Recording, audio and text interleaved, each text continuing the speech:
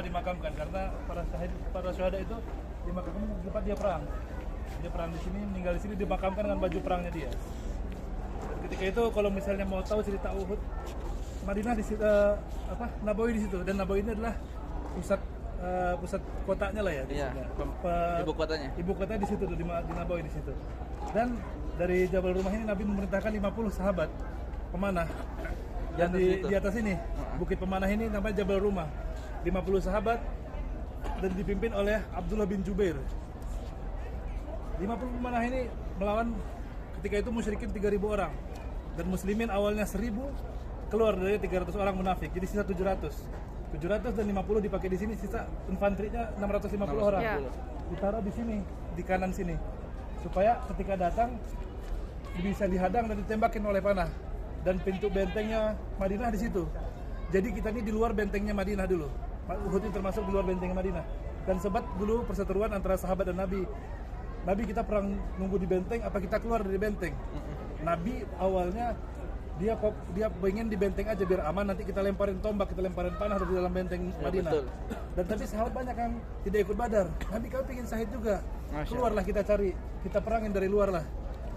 Ya udah, akhirnya setelah berselisih beberapa hari, Nabi mimpi pedangnya patah, padangnya retak, ada sapi tersembelih dan ada baju besi.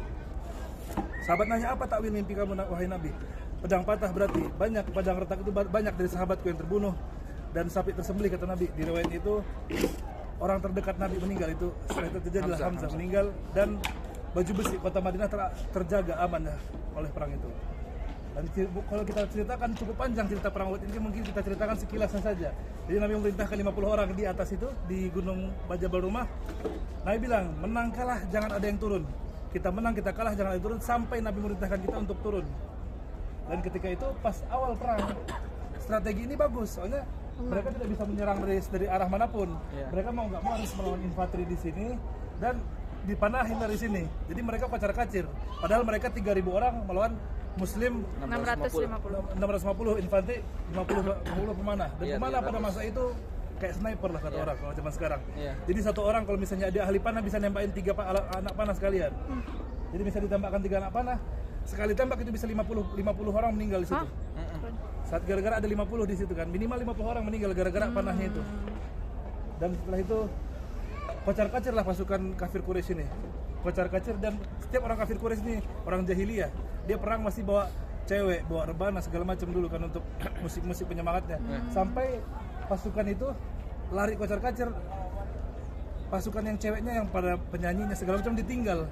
Padahal orang Arab tuh sangat anti aib buat mereka meninggalkan perempuan, tapi saking takutnya orang kafir Quraisy pada saat itu ditinggal lah itu para penyanyi. Dan ketika itu banyak pemanah-pemanah itu mulai ke bawah, banyak ghanimah, banyak harta sisaan perang di sini, banyak emas lah, banyak pedang-pedang segala macam. Mereka turun 43 orang, sisa 7 orang di atas dipimpin oleh Abdullah bin Jubair itu. Kata Abdullah, jangan turun, kan Nabi nggak boleh turun sampai Nabi yang nyuruh turun. Mereka turun. Khalid bin Walid tadi kita lihat ada bendungan di bawah situ. Dia dulu masih kafir dan dia kavaleri, kuda, bawa pasukan 200 orang, dari 3.000 tadi 200 kuda. Dan kuda itu kalau zaman dulu kayak tank lah kalau zaman sekarang. Jadi dia bukan kuda biasa, kuda perang. Jadi dipasangin di bajunya tuh besi-besi segala macam. Jadi kudanya bisa menurun juga, diajarin nginjak segala macam kudanya. Turunlah 43 orang, sisa 7 di atas, dan para pasukan infanteri 600 yang ngejar yang kafir Quraisy tadi. Dan nggak sadar lah dari sini keluar kavalerinya itu. Jadi karena udah aslinya kavaleri nggak berani keluar gara-gara ada 50 di atas. Dia kalau dipanahin pasti mati. Gara-gara sisa 7 dia berani diserang dari belakang.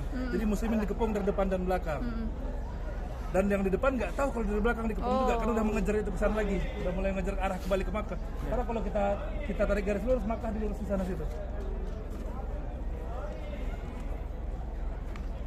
Dan ketika itu sudah Nabi waktu itu tanpa diawasin Nabi.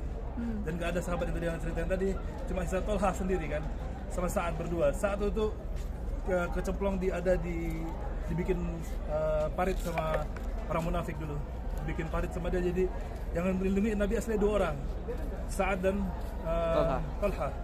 Dan Nabi bertiga mereka sama Nabi kan. Ada munafikin dulu bikin lubang-lubang di sini buat jebak Nabi. Jadi Nabi terjebaklah itu yang anda ceritakan tadi, Nabi ditebaslah kepalanya dia sampai baju besinya nancap ke mukanya. Nabi juga pernah ditebas sampingnya, pundaknya ditebas, dan Nabi bilang rasa sakitnya masih saya rasakan selama sebulan. Jadi ada yang bilang Nabi nggak bisa ngerasa sakit, Nabi aja ngerasa sakit sebulan di situ. Nabi cerita sendiri. Dan banyaklah para sahabat yang meninggal dan dikuburkan di sini sekarang.